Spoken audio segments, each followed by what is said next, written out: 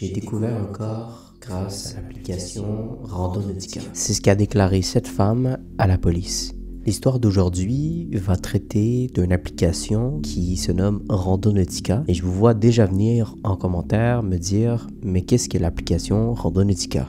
Je vais vous l'expliquer brièvement. Je vais également vous parler de quelques histoires qui sont reliées à l'application Randonautica pour un peu vous expliquer le style de l'application et surtout pour vous faire une idée sur cette application. Et ensuite, on va traiter l'histoire qui est le sujet de cette vidéo. Premièrement, l'application Randonautica, si on pourrait traduire le nom, c'est la contraction entre Random et Nautica. Si on pourrait la traduire en français, ce serait navigation aléatoire.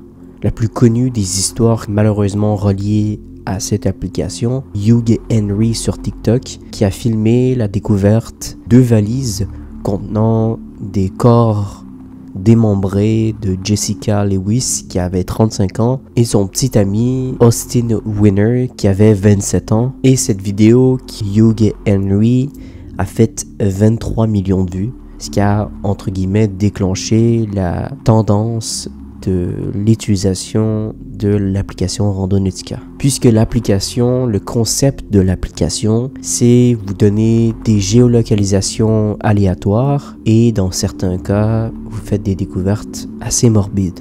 Dans d'autres cas, c'est des découvertes de lieux mystérieux, étranges, voire même flippants. Et cette femme a également utilisé l'application Randonautica comme n'importe qui. Et l'application lui a donné une géolocalisation et elle s'est rendue à cette géolocalisation. Et elle a fait une découverte qui lui a glacé le sang et qui l'aura traumatisé pour le restant de sa vie. Elle a découvert un corps. Bienvenue dans Cursed.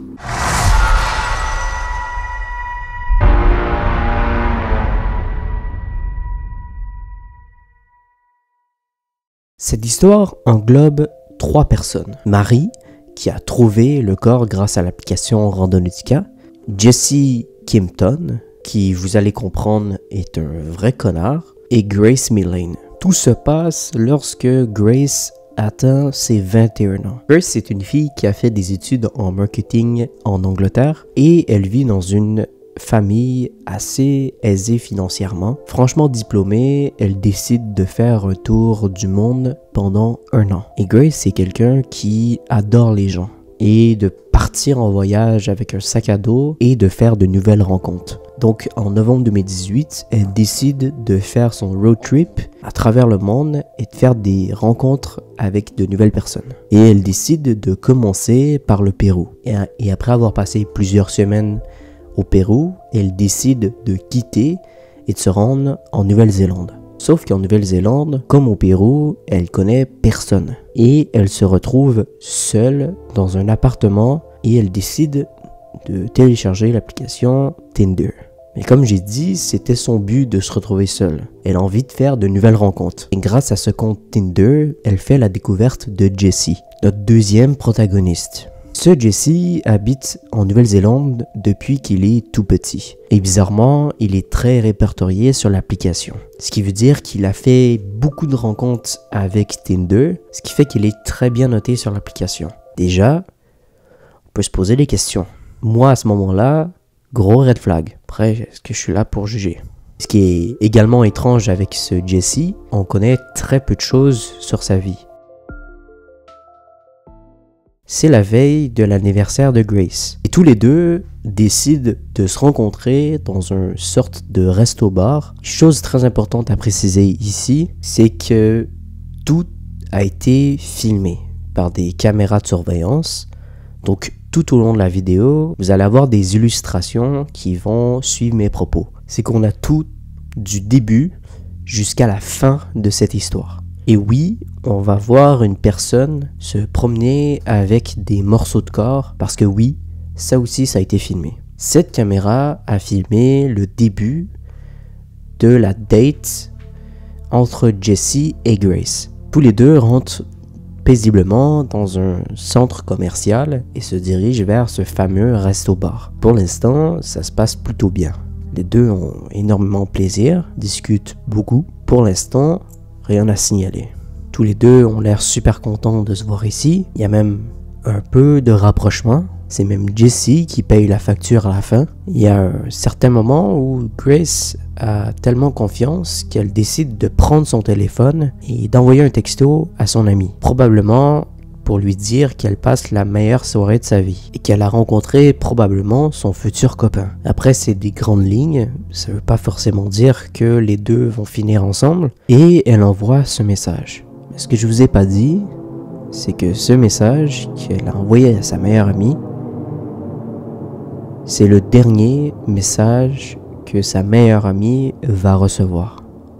Mais retournons à la date. Tous les deux quittent le bar, se dirigent vers un hôtel, toujours observés par les caméras de surveillance. On les voit entrer dans un intérieur d'ascenseur. Les deux sont super contents d'être ensemble et on peut s'imaginer ce qui peut se passer par la suite. Je vous fais pas de dessin, je crois que vous avez votre petite idée. Sauf que ce que je vous ai pas dit aussi, c'est que cette vidéo de caméra de surveillance, c'est la dernière trace vidéo qu'on a de Grace. Après ça, c'est le néant. C'est aussi l'anniversaire de Grace, si je dois vous rappeler. Donc tout le monde, toutes ses amies lui envoient des messages pour lui souhaiter joyeux anniversaire. Problème qui est assez majeur, c'est que Grace ne répond pas à ces messages, ce qui n'est pas dans son habitude puisqu'elle répond systématiquement lorsqu'on lui envoie un message. Mais là, rien. Donc c'est normal que ses amis, ses parents commencent à se poser des questions parce que c'est pas dans ses habitudes. Elle ne répond pas depuis la veille. Imaginez, on n'a plus de nouvelles de vous pendant 24 heures, tu sais pas ce qu'elle fait et surtout, un point important, c'est qu'elle est dans un autre pays. Le père de Grace décide systématiquement de contacter la police et de signaler sa disparition. Tout de suite, les autorités prennent cette affaire au sérieux. C'est donc une enquête qui est déployée puisqu'il n'y a pas de raison pourquoi elle a disparu. C'est pas un cas de fugue non plus puisqu'elle est à l'étranger, puisque c'est un voyage qu'elle voulait faire. Ce qui met encore plus les soupçons, c'est que à chaque jour et à chaque déplacement qu'elle faisait, elle envoyait automatiquement un message à ses parents ou à ses amis pour les informer où elle était et ce qu'elle faisait. Une personne arrive en courant au poste de police à Oakland en signalant une découverte d'un corps d'une femme. Cette personne a expliqué ce qu'elle a vu et qu'elle a aussi indiqué qu'elle utilisait l'application Randonautica et que cette application l'avait envoyée à un point GPS assez particulier, pas très loin d'Oakland, où elle avait découvert une tombe. Les policiers prennent tout de suite cette affaire au sérieux et décident d'aller sur les lieux. Effectivement, ils ont découvert une tombe. Ils ont creusé et puis ils ont découvert plusieurs valises. Ils ont ouvert ces valises et ils ont trouvé à l'intérieur un corps d'une femme démembrée. Le coroner a indiqué qu'il y avait beaucoup d'étranglements sur le corps. Le corps était mutilé avec des bleus un peu partout, ce qui montre que la personne a été frappée à plusieurs reprises. Et malheureusement, ce corps, c'est le corps de Grace. Et je vois plein de points d'interrogation dans vos visages. Première question qui vous vient probablement à l'esprit, c'est comment tout ça s'est passé?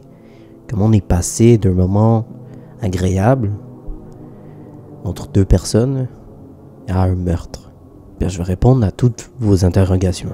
Commençons.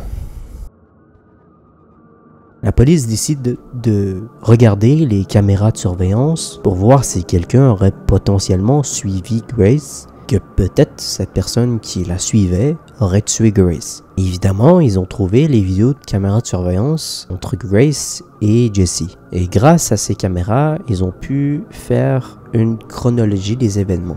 Mais si vous vous souvenez un peu plus tôt dans la vidéo, je vous avais dit que tous les deux étaient dans un bar et que Grace avait pris son téléphone et avait envoyé un message à sa meilleure amie lui disant que tout se passait bien et qu'elle avait probablement rencontré son futur copain. Bien, à ce moment-là, Jessie se lève et quitte la table. Il va prendre son téléphone et écrire sur le profil Facebook de Grace. Il va lui dire plusieurs compliments comme par exemple qu'elle est belle, etc., etc. La police, à ce moment-là, ont décidé d'interroger les membres de la famille de Grace pour voir qui aurait pu tuer Grace ou qui aurait pu lui en vouloir. Mais tout allait vers la direction de Jesse. Les caméras de surveillance, la chronologie des événements et aussi le post qu'il avait publié sur le profil Facebook de Grace, qui avait posté ce message juste avant la disparition de Grace.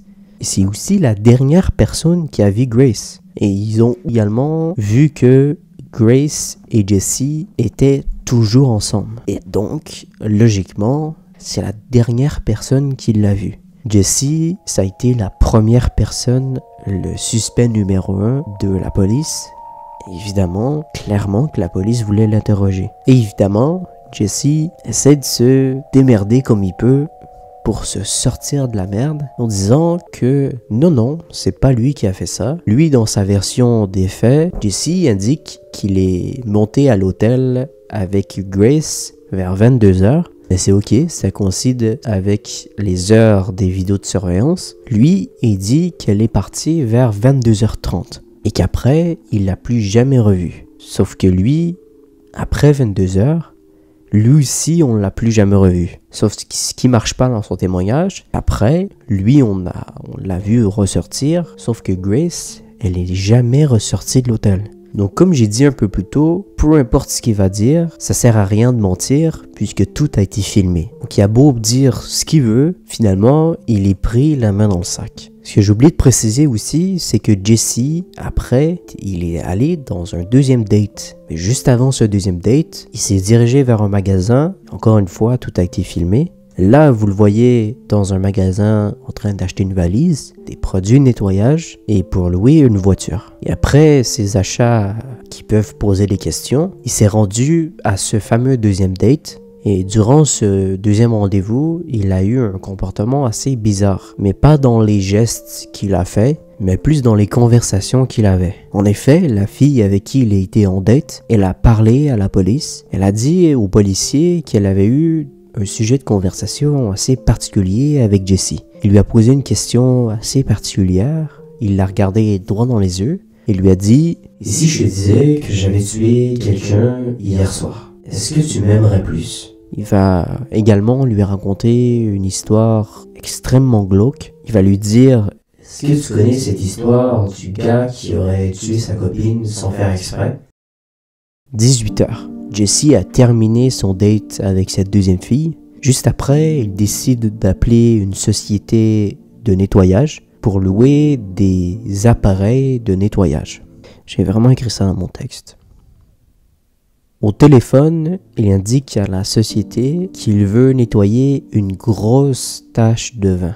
Je sais que je me répète encore, mais je trouve ça complètement fou que tout a été filmé. Encore une fois, ce passage de la tache de vin a aussi été filmé. Quelques heures plus tard, on voit Jesse à l'intérieur de l'ascenseur sortir avec une valise. Et sur cette deuxième vidéo, on le voit rentrer dans l'ascenseur, et cette fois-ci, avec des valises qui ont l'air beaucoup plus lourdes qu'il l'était auparavant. Ce qui est encore plus étrange, c'est qu'il utilise une espèce de chariot qui est disponible dans les hôtels. Tout ça pour transporter ses valises. C'est un détail qui est pas vraiment intéressant, mais il a aussi changé de vêtements. Toutes ces valises sont transportées vers la voiture qu'il avait louée le jour même. Et juste après avoir chargé ses valises dans sa voiture, il se dirige vers un magasin pour acheter une pelle. Le lendemain, il va également nettoyer la voiture, l'intérieur et l'extérieur. Si vous aviez des doutes sur cette personne, là je crois que vous n'avez plus. Tout porte à croire qu'il est coupable, évidemment. Il va avouer aux policiers que oui, c'est vrai, que pendant qu'il faisait l'acte, il l'aurait étranglée un peu trop fort et qu'elle serait devenue bleue. Il est allé un peu trop fort puisque elle est morte en fait. Et la police va pas du tout croire à son excuse. Ça veut dire qu'il l'a étranglée pendant de longues minutes. Et je veux même pas m'imaginer la souffrance que Grace a dû avoir. Ça doit être horrible. Et la police, grâce à un mandat, Grâce à son alibi de merde, ils ont pu accéder à sa chambre d'hôtel et ont pris quelques petits clichés.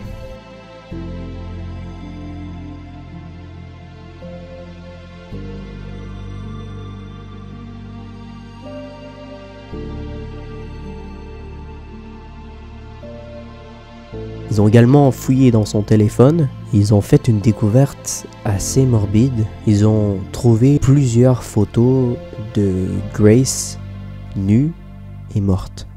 En fouillant aussi dans son téléphone, ils ont fait la découverte de son historique. Ils ont trouvé dans son historique des recherches qu'il avait effectuées sur Google, comme par exemple comment se débarrasser d'un corps, comment nettoyer une tache de sang. Et parlant de taches de sang, il les a nettoyées. Parce que aussi j'ai oublié de préciser, c'est que vous avez beau laver des taches de sang, pense qu'il n'y a plus de taches, mais les policiers ont une espèce de produit très spécial qui, en aspergeant sur des taches, sur le sol ou sur les murs, révèle les taches de sang. Le moment que vous attendez tous, c'est le verdict. Puisqu'évidemment, avec toutes ces preuves, évidemment, Jesse a été arrêté. Et le 21 février 2020, le verdict tombe. Jesse est condamné à la prison à vie sans possibilité de libération conditionnelle. Il pourra faire appel seulement dans 17 ans. Bien fait. Et voilà, c'est ici que cette vidéo se termine. J'espère que ça vous a plu. J'espère aussi que la façon dont j'ai raconté l'histoire vous a plu. J'ai essayé d'écrire cette vidéo différemment des autres. N'hésitez pas à vous abonner à la chaîne YouTube si ce n'est pas encore le cas. Ça serait une sorte de récompense pour le travail que je vous fournis. Et également, si cette vidéo vous a plu, je vous invite à mettre un petit like. Ça m'aide beaucoup pour le référencement de la chaîne. Et puis, en attendant, nous, on va se retrouver bientôt pour une prochaine vidéo. Faites attention à ce que vous faites sur Internet. Prenez soin de vous. À bientôt.